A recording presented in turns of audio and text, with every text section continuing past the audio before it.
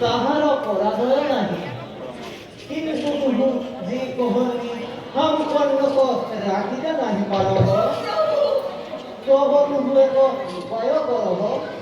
কর্ণ প্রতিদিনে পুনরাতিরে গয়া উচ্চ পূজা করয়, ওহি সময়ে তুহু তাহার পাশে গয়া তাহার প্রতিকে নিত্যে হয়ে কহ, তব ওহি যুদ্ধর অবসান হব।